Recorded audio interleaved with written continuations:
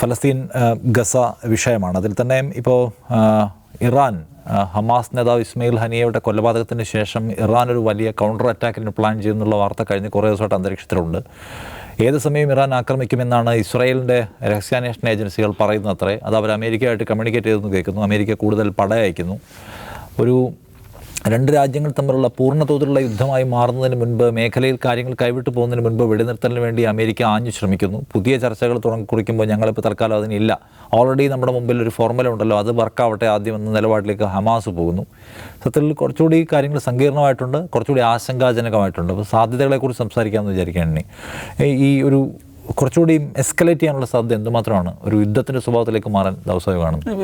കഴിഞ്ഞ ദിവസമേ, ഇന്നലല്ല മെനിയാന്ന് 3 യൂറോപ്യൻ രാഷ്ട്രത്തലവന്മാരുടെ സംയുക്ത പ്രസ്താവന വന്നിരുന്നു. ബ്രിട്ടൻ, ഫ്രാൻസ്, ജർമ്മനി, ഈ 3 രാഷ്ട്രങ്ങളുടെയും തലവന്മാർ ഒരു സംയുക്ത പ്രസ്താവന പുറത്തിറക്കുകയാണ്. അപൂർവമായിട്ടാണ് നമ്മളിങ്ങനെ രാഷ്ട്രത്തലവന്മാരുടെ സംയുക്ത പ്രസ്താവന കാണുന്നത്. അവരെന്താണ് അതിൽ നടത്തിയിരിക്കുന്നത്? ഇറാൻ ബാക്ക് ഓഫ് ചെയ്യണം, നിങ്ങളുടെ പ്രപ്പോസ്ഡ് അറ്റാക്കിൽ നിങ്ങൾ ബാക്ക് ഓഫ് ചെയ്യണമെന്ന് പറഞ്ഞിട്ട് ഈ 3 രാഷ്ട്രത്തലവന്മാർ. അതിനുശേഷമാണ് ഈജിപ്റ്റ്, ഖത്തർ, അമേരിക്ക, ഈ 3 രാഷ്ട്രത്തലവന്മാരുടെ സംയുക്ത പ്രസ്താവന വരുന്നത്. ഈ വ്യാഴാഴ്ചത്തെ ചർച്ചയിൽ വ്യാഴാഴ്ചത്തോടു കൂടി ഇതൊന്ന് സംഗതി സെറ്റാക്കണം എന്ന് പറഞ്ഞിട്ട് ആ ചർച്ചയെ ഗൗരവത്തിലെടുക്കണം എന്ന് പറഞ്ഞിട്ട്. അപ്പോൾ അതിൽ നിന്ന് നമ്മൾ മനസ്സിലാക്കേണ്ടതെന്ന് വെച്ചാൽ, ഇപ്പോൾ നിഷാദ് പറഞ്ഞവരെ ഒരു ടെൻസ് ആംബിയൻസ് ക്രിയേറ്റ് ചെയ്യപ്പെട്ടിട്ടുണ്ട്. ഇപ്പോൾ തന്നെ ഇസ്രായേലിലേക്കുള്ള ഏതാണ്ട് എല്ലാ വിദേശ കാരിയേഴ്സും അവരുടെ സർവീസ് നിർത്തി വെച്ചിരിക്കുകയാണ്. എയർ ഇന്ത്യ ഒക്ടോബർ വരേക്കാണ് നിർത്തി വെച്ചിരിക്കുന്നത്. ഓൾമോസ്റ്റ് എല്ലാ ഇൻ്റർനാഷണൽ സർവീസസും. ഇന്ന് ഞാനൊരു ഇസ്രായേലി പത്രത്തിൽ റിപ്പോർട്ട് എന്ന് വെച്ചാൽ, അവരുടെ ഇസ്രായേലിൻ്റെ ഒഫീഷ്യൽ കാരിയർ ഉണ്ടല്ലോ, അവർക്ക് ഭയങ്കരമായ ലാഭം കിട്ടുന്നുണ്ട്. കാരണം അവർ മാത്രമേ ഓടുന്നുള്ളൂ ഇപ്പോൾ. എന്ന് പറഞ്ഞാൽ ഇസ്രായേലിലേക്ക് മാത്രമല്ല, ഇസ്രായേൽ മാത്രം ലെബനനിലേക്കുള്ള സർവീസസും കട്ട് ചെയ്തിട്ടുണ്ട്. ഇത് ഞാൻ മുമ്പ് പറഞ്ഞൊരു മിഡിൽ ഈസ്റ്റിൽ ഇത് ഇങ്ങനെ ഉണ്ടാകുന്ന ടെൻഷൻസ് ഉണ്ടല്ലോ, അത് ലോക സമ്പദ്ഘടനയെ വലിയ തോതിൽ ഇത് ബാധിക്കും. ഇപ്പോൾ കഴിഞ്ഞ കോവിഡിന് ശേഷം ഉണ്ടായിട്ടുള്ള ആ ഷെയ്ക്ക് ഇതുവരെ ലോക സമ്പദ്ഘടന മറികടന്ന് കഴിഞ്ഞിട്ടില്ല. അതിനിടയിലാണ് ഇങ്ങനത്തെ ഈ ഒരു പ്രശ്നം കൂടെ വരുന്നത്. അതുകൊണ്ടായിരിക്കും എനിക്ക് തോന്നുന്നത് ഈ പറയുന്ന യൂറോപ്യൻ ലീഡേഴ്സും അമേരിക്കൻ ലീഡേഴ്സും ഒക്കെ ബാക്ക് ഓഫ് ചെയ്യണമെന്ന് ഇറാനോട് പറയുന്നു. ഖത്തറിനോടും ഈജിപ്തിനോടും നിങ്ങൾ ആ ചർച്ച ഒന്ന് പെട്ടെന്ന് നടത്തണമെന്ന് പറയുന്നു. അതുകൊണ്ട് ഇറാൻ്റെ പ്രതികരണം വന്നിട്ടുണ്ട്. ഞങ്ങൾ ഇതിന് പ്രതികാരം ചെയ്യുക എന്നുള്ളത് ഞങ്ങളുടെ റൈറ്റാണെന്നാണ് പറഞ്ഞിട്ടുള്ളത്. ഞങ്ങളുടെ അവകാശമാണ്. കാരണം ഞങ്ങളുടെ സോവറിനിറ്റിയാണ് നിങ്ങൾ ഇസ്രായേൽ ബ്രീച്ച് ചെയ്തിരിക്കുന്നത്. അപ്പോൾ അതുകൊണ്ട് ഇറാനെ സംബന്ധിച്ചിടത്തോളം അവർ ഹ്യൂമിലിയേറ്റഡ് ആണ്. അവർക്ക് ഇതിൽ എന്തെങ്കിലും ചെയ്യണമെന്നുണ്ട്. പക്ഷേ ഇപ്പോൾ ഉള്ളൊരു കാര്യം എന്താണെന്ന് വെച്ചിട്ടുണ്ടെങ്കിൽ, ഇറാൻ ആക്രമിക്കാതെ തന്നെ ഒരു ആക്രമണത്തിൻ്റെ അന്തരീക്ഷം സൃഷ്ടിക്കുന്നതിൽ അവർ വിജയിച്ചിട്ടുണ്ട്. അത് എഗൻ ഒരു പ്രഷർ ടാക്ടിക്സാണ്. അപ്പോൾ അതേക്കുറിച്ചുള്ള പല വിശകലനങ്ങളും അന്താരാഷ്ട്ര മാധ്യമങ്ങൾ വരുന്നതെന്ന് വെച്ചിട്ടുണ്ടെങ്കിൽ, ഗസയുടെ കാര്യത്തിൽ ഇസ്രായേൽ ഒരു തീരുമാനം എടുക്കുകയാണെങ്കിൽ ഇറാൻ ബാക്ക് ഓഫ് ചെയ്യാം, അതിലേക്ക് എത്താൻ സാധ്യതയുണ്ട്. അതുകൊണ്ട് ഇന്ന് ദോഹയിൽ നടക്കുന്ന ചർച്ച കുറച്ച് ഗൗരവപ്പെട്ടതാണെന്നൊക്കെ പറയുന്നുണ്ട്. പക്ഷേ അതിൽ ഹമാസ് സ്വീകരിച്ചിരിക്കുന്ന പൊസിഷൻ അത് നമ്മൾ ശ്രദ്ധിക്കണം. ആദ്യമായിട്ടാണ് ഹമാസ് ഞങ്ങൾ ചർച്ചയിലില്ല എന്ന് പറയുന്നത്. ഇതുവരെ ഞങ്ങൾ we are open to talk എന്നുള്ളതായിരുന്നു അവരുടെ സമീപനം. അപ്പോൾ ഇന്നിപ്പോൾ ദോഹയിൽ നടക്കുന്ന ചർച്ചയെക്കുറിച്ച് അവരെന്താ പറഞ്ഞത്? ഞങ്ങൾ ജൂലൈയിൽ വെച്ചിട്ടൊരു പ്രപ്പോസൽ ഉണ്ടല്ലോ, അത് നിങ്ങൾ ചർച്ച ചെയ്തോളൂ, അതിലപ്പുറം ഞങ്ങൾക്കൊന്നും പറയാനില്ല. അപ്പോൾ അങ്ങനെ ഹമാസ് പറയുന്നത് എന്ത് കോൺഫിഡൻസിലാണ്?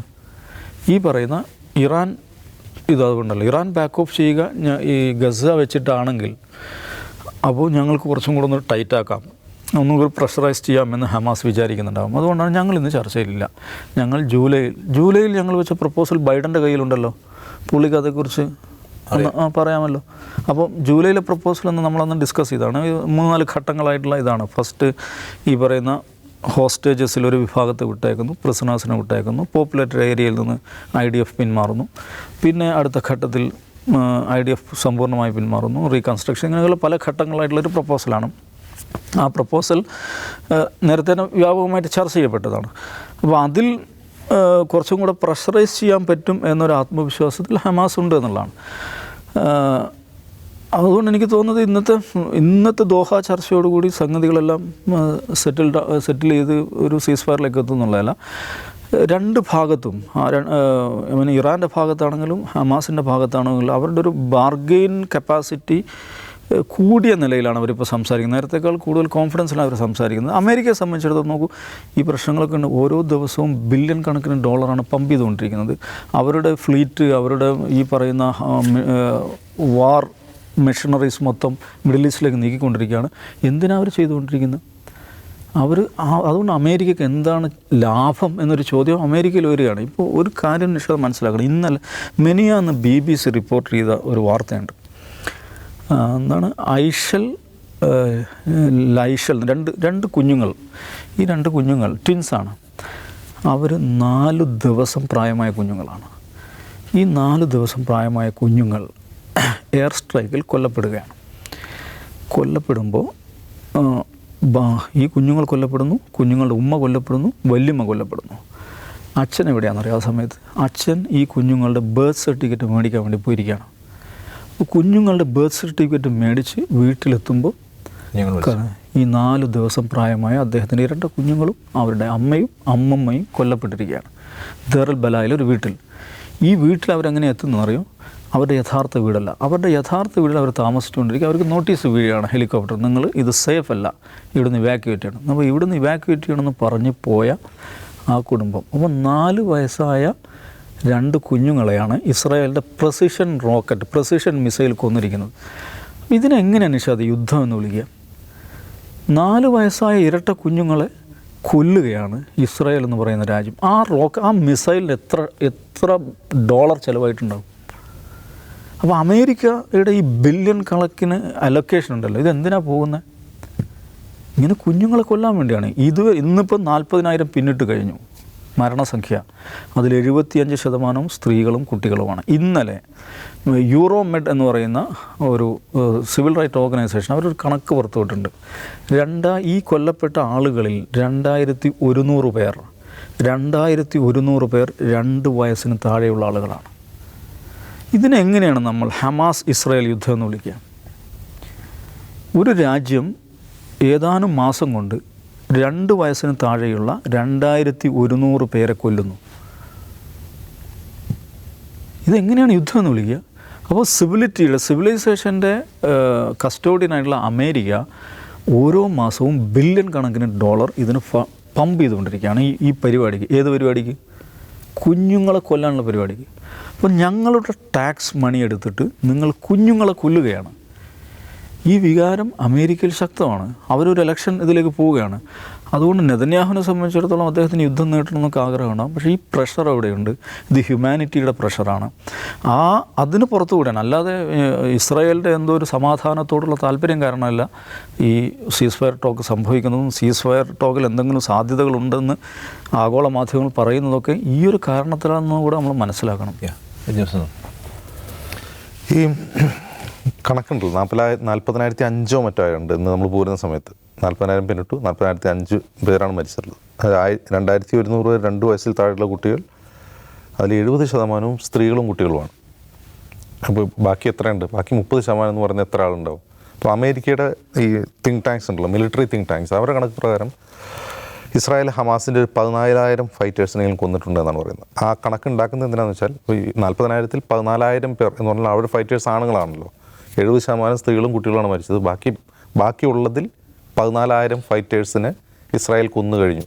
അതാണ് ഈ കണക്കുണ്ടാക്കുന്നത് എന്തിനാണെന്ന് വെച്ചാൽ മിലിറ്ററി എക്യുപ്മെൻറ്റ് ഉപയോഗിച്ച് ഇസ്രായേലിന് ചെയ്യാവുന്നതിൻ്റെ പരമാവധി അവർ ചെയ്തു കഴിഞ്ഞു. അപ്പോൾ അമേരിക്ക കണക്ക് കൂട്ടുന്നത് ഹമാസിനെ ഏതാണ്ട് ഒരു പ്രവർത്തിക്കാത്ത സംഘടനയാക്കി ഗസയിൽ മാറ്റി. അവർക്ക് മിലിറ്ററി ഉപയോഗിച്ച് ചെയ്യാവുന്ന പരമാവധി അവർ ചെയ്തു കഴിഞ്ഞു. ഇനി നിങ്ങൾ സീസ് ഫയറിലേക്ക് പോകണമെന്ന് പറയാൻ വേണ്ടിയാണ് ഈ കണക്ക് പറയുന്നത്. അത് നിങ്ങൾ കൊന്നതിൽ 14,000 പേരും ഹമാസ് ഫൈറ്റേഴ്സാണെന്ന് ഇസ്രായേലിന് ആരാ പറഞ്ഞു കൊടുക്കുന്നത്? അമേരിക്ക പറഞ്ഞു കൊടുക്കുകയാണ്. ഇസ്രായേൽ ആ കണക്ക് ഇപ്പോഴും പറയുന്നില്ല. ഇസ്രായേൽ ഈ എണ്ണം പറയാറില്ല, എത്ര ഹമാസുകാരെ കൊന്നു, കൊന്നത് ഹമാസാണോ ഒന്നും അവർ പറയാറില്ല. അപ്പോൾ നിങ്ങൾ ഇനി സീസ് ഫയറിലേക്ക് പോകണം, ഇനി ആളുകളെ കൊല്ലരുത് എന്നാണ് പറഞ്ഞതിൻ്റെ അർത്ഥം. പക്ഷേ ഇസ്രായേൽ നടത്തുന്ന ബോംബാക്രമണങ്ങൾ ഹമാസിനെ തകർക്കാനേ അല്ല എന്ന് അവരുടെ ഒക്ടോബർ 7 മുതലുള്ള ഇതുവരെയുള്ള അവരുടെ ആക്രമണം എടുത്തു കഴിഞ്ഞാൽ തന്നെ മനസ്സിലാവും. ഇവിടെ നോക്കുക, സ്ത്രീകളെയും കുട്ടികളെയും കൊല്ലുന്നത് എന്തിനാണ്? അവിടെ പോപ്പുലേഷൻ ഗ്രോത്ത് ഇനി ഉണ്ടാവരുത്. ഗസയിൽ ഇനി എന്ത് ചെയ്യരുത്? സ്ത്രീകൾ പ്രസവിക്കരുത്. പല കാരണങ്ങളാൽ പ്രസവിക്കില്ല. ഇപ്പോൾ ഈ യുദ്ധം ഉണ്ടാക്കിയിട്ടുള്ള വലിയ മുറിവുകൾ എന്ന് പറഞ്ഞാൽ ശാരീരികമായ പ്രശ്നങ്ങൾ. അതുകൊണ്ട് തന്നെ കുറേ അധികം സ്ത്രീകൾക്ക് പ്രസവിക്കാൻ കഴിയില്ല എന്നുള്ള കാര്യം സംശയമില്ല. പ്രസവിക്കണമെങ്കിൽ കല്യാണം കഴിക്കണം ഏതെങ്കിലും വീട്ടിൽ താമസിക്കണം. അപ്പോൾ വീടുകളില്ല. അപ്പോൾ അങ്ങനെ ഒരു ശവപ്പറമ്പായ സ്ഥലമാണ് അവിടെ. ഇനി പോപ്പുലേഷൻ ഗ്രോത്ത് ഉണ്ടാവില്ല. അത് തന്നെയായിരുന്നു ഇസ്രായേലിൻ്റെ ലക്ഷ്യം. 40,000 മനുഷ്യർ, അത് 20 ലക്ഷം പേര് തിങ്ങി വസിക്കുന്ന ഒരു ചെറിയ ഭൂപ്രദേശത്ത് നിന്ന് 40,000 പേരെ കൊല്ലുക എന്ന് പറഞ്ഞാൽ അതൊരു ടെക്സ്റ്റ് ബുക്ക് ജനസൈഡാണ്. അത് യുദ്ധം എന്നൊന്നും പറയാൻ പറ്റില്ല, അത് ജനസൈഡ് തന്നെയാണ്. അതാണ് അവിടെ സംഭവിച്ചിട്ടുള്ളത്. ഇത് മുന്നിൽ നിൽക്കുകയാണ് ഇന്ന് വ്യാഴാഴ്ച ഈ പീസ് ടോക്ക് നടക്കുന്നത്. പീസ് ടോക്കിൽ ഹമാസ് പങ്കെടുക്കുന്നില്ല. അതിനിടയിൽ ഇറാൻ ഇന്ന് അടിക്കും, നാളെ അടിക്കും എന്ന് പറഞ്ഞുകൊണ്ടിരിക്കുക. അത് ഭയങ്കര ബ്ലാക്ക് ഹ്യൂമർ വ്യാപകമായിട്ട് പ്രചരിക്കുന്നുണ്ട്. ഈ മീംസൊക്കെ വെച്ചിട്ടുള്ള ഹ്യൂമർ പ്രചരിക്കുന്നുണ്ട്. അവരെ സംബന്ധിച്ച് അവരെ അടിക്കുക എന്നുള്ളതല്ലല്ലോ പ്രധാനം. അവർക്ക് തിരിച്ചടിക്കുക എന്നുള്ളത് അവരുടെ മുഖം രക്ഷിക്കാൻ, അവർ ഹ്യൂമിലിയേറ്ററാണ്, അവർക്ക് മുഖം രക്ഷിക്കാൻ പ്രധാനമാണ്.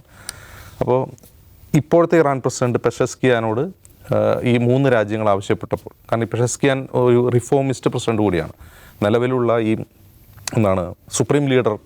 സുപ്രീം ലീഡറുടെ അപ്രമാദിത്വത്തെ ചോദ്യം ചെയ്യുന്ന ഒരു റിഫോമിസ്റ്റ് മൂവ്മെൻറ്റിൻ്റെ ഭാഗമാണ് അദ്ദേഹം. അപ്പോൾ സ്വാഭാവികമായിട്ടും ഒരു വിഭാഗം തിരിച്ചടിക്കണം, അതായത് കൺസർവേറ്റീവ്സ് ആയിട്ടുള്ള ഈ ഇറാൻ ലീഡർഷിപ്പ് തിരിച്ചടിക്കണമെന്ന് വാശി പിടിക്കുകയും റിഫോമിസ്റ്റ് സൈഡിലുള്ളവർ അതിപ്പോൾ വേണ്ട എന്ന് പറയുകയും ചെയ്യും എന്നാണ് എല്ലാവരും പ്രതീക്ഷിക്കുന്നത്. പക്ഷേ പെഷസ്കിയാൻ ഈ രാജ്യങ്ങളോട് പറഞ്ഞത് എന്താണ്? നിങ്ങൾ എന്താണ് ഈ പറയുന്നത് എന്നാണ് ചോദിച്ചത്. നിങ്ങൾ എന്താണ് ഈ പറയുന്നത് എന്ന് തിരിച്ചു ചോദിക്കുകയാണ് ചെയ്തത്. അപ്പോൾ അതായത് ഇറാനെ സംബന്ധിച്ച് അവർക്കൊരു പൊളിറ്റിക്കൽ വില്ലുണ്ട് തിരിച്ചടിക്കണം എന്നുള്ളത്. ഞാൻ വിചാരിക്കുന്നത് പാശ്ചാത്യ രാജ്യങ്ങളുടെ പേടി ഇറാൻ അവിടെ നിന്ന് മിസൈൽ അയക്കുമോ എന്നുള്ളതല്ല. ഇപ്പോൾ നമ്മൾ കഴിഞ്ഞ ജൂലൈയിൽ കണ്ടതാണ് കുറേ ബാലിസ്റ്റിക് മിസൈലുകളും കുറച്ച് ഡ്രോണുകളും, ബോംബുകളുടെ ഡ്രോണുകൾ ഉപയോഗിച്ചുകൊണ്ട് ഇറാൻ ഇസ്രായേലിൽ ആക്രമണം നടത്തി. അത് വലിയ കാഷ്വാലിറ്റീസ് ഒന്നും ഉണ്ടാക്കിയിട്ടില്ല. അത് പക്ഷേ ടോക്കൺ അറ്റാക്കായിരുന്നു പറയാം. യഥാർത്ഥത്തിൽ പാശ്ചാത്യ രാജ്യങ്ങൾ ഭയക്കുന്നത് ലബനാനിൽ നിന്ന് ഹിസ്ബുള്ളയുടെ ആക്രമണത്തിലാണ്. ഇപ്പോൾ ഹിസ്ബുള്ള അവർ മിലിറ്ററി എക്യുപ്മെൻറ്റ് വൈസ് ഇസ്രായേലുമായിട്ട് കമ്പയർ ചെയ്യാൻ പറ്റുന്ന ഒരു സൈന്യമേ അല്ല, അതൊരു മിലീഷ്യയാണ്. പക്ഷേ ലബനാനിൽ നിന്നുള്ള ആക്രമണം ഒരു ഫുൾ സ്കെയിൽ വാറിലേക്ക് പോവുകയാണെങ്കിൽ ഇറാനിൽ നിന്ന് വരുന്ന ബാലിസ്റ്റിക് മിസൈലിനേക്കാൾ ഇസ്രായേലിനെ ഏറ്റവും കൂടുതൽ ബാധിക്കുക ലബനാനിൽ നിന്നുള്ളതായിരിക്കും. കുറച്ച് ക്ലോസ് ആണ്. അവർക്ക് വളരെ എളുപ്പത്തിൽ ഈ ടാർഗറ്റുകൾ അച്ചീവ് ചെയ്യാൻ കഴിയും. എളുപ്പത്തിൽ എന്നാൽ കാഷ്വാലിറ്റി കൂടുതലായിരിക്കും. ഇറാനിൽ നിന്ന് വരുന്ന മിസൈലിനേക്കാൾ കാഷ്വാലിറ്റി കൂടുതലായിരിക്കും. അതുകൊണ്ട് അവിടെ നിന്നുള്ളൊരു അറ്റാക്ക് ഉണ്ടാവരുതെന്നാണ് യഥാർത്ഥത്തിൽ പാശ്ചാത്യ രാജ്യങ്ങൾ ആഗ്രഹിക്കുന്നത്. അല്ലാതെ ഇറാനിൽ നിന്ന് വന്നാലും അത് ഇപ്പോൾ 2-3 യുദ്ധക്കപ്പലുകൾ ഓൾറെഡി മെഡിറ്ററേനിയൻ കടൽ തീരത്തുണ്ട്. ഒരു മുങ്ങിക്കപ്പൽ വന്നിട്ടുണ്ട്. പല രീതിയിൽ അമേരിക്ക എന്ത് ചെയ്തു, മേഖല വളഞ്ഞു കഴിഞ്ഞിരിക്കുകയാണ്. അമേരിക്കയെ സംബന്ധിച്ച് അവിടെ സൈനിക താവളങ്ങളുണ്ട്, മറ്റു യുദ്ധക്കപ്പലുകൾ മറ്റ് ഒമാൻ തീരത്തൊക്കെ ഉണ്ട്. അങ്ങനെ അമേരിക്കയ്ക്ക് ഇസ്രായേലിനെ സംരക്ഷിക്കാൻ വളരെ എളുപ്പമാണ്. പക്ഷേ അമേരിക്ക പോലും ഭയക്കുന്നത് ഈ ഹിസ്ബുള്ളയുടെ ആക്രമണം ഉണ്ടാവരുത്. അത് വളരെ ഇമ്മീഡിയറ്റ് പ്രോക്സിമിറ്റിയിലുള്ളതുകൊണ്ടാണ്. ഞാൻ മനസ്സിലാക്കുന്നത് ഇന്ന് ഈ എന്തെങ്കിലും ഒരു തരത്തിൽ ഡീലുണ്ടാവും എന്ന് ഞാനിന്ന് പ്രതീക്ഷിക്കുന്നില്ല എന്ന് പറയാൻ കാരണം ഇസ്രായേൽ അത് ആഗ്രഹിക്കുന്നില്ല. കാരണം ഇസ്രായേൽ തീരുമാനിച്ചാൽ മതി, യുദ്ധം നിർത്തണം, ബന്ദികളെ മോചിപ്പിക്കണമെന്ന് ഇസ്രായേൽ ആഗ്രഹിക്കുന്നേയില്ല. അങ്ങനെയാണെങ്കിൽ അത് എത്രയോ തവണ മുമ്പ് സാധ്യമാകുമായിരുന്നു. ബന്ദികളെ മോചിപ്പിക്കുക എന്നുള്ളത് ഇസ്രായേലിൻ്റെ പ്രയോറിറ്റിയിൽ 1-മോ 2-മോ 3-മോ 4-മോ പോലുമല്ല. അതുകൊണ്ടാണ് ഒരു പീസ് ടോക്കും വിജയിക്കാതിരുന്നത്. അപ്പോൾ നമ്മൾ കുറേ കൂടി ആശങ്കിക്കേണ്ട ഒരു സമയമാണ്, മനുഷ്യരാശി ആശങ്കിക്കേണ്ട ഒരു സമയമാണ് ഇന്ന് എന്നാണ് എനിക്ക് തോന്നുന്നത്. കുറച്ചുകൂടി സങ്കീർണമായ സാഹചര്യം രൂപപ്പെട്ടു വരുമോ, വലിയ യുദ്ധം ഉണ്ടാകുമോ, കൂടുതൽ വിനാശങ്ങൾ ഉണ്ടാകുമോ എന്ന് ഭയപ്പെടേണ്ട സമയം കൂടിയാണ്.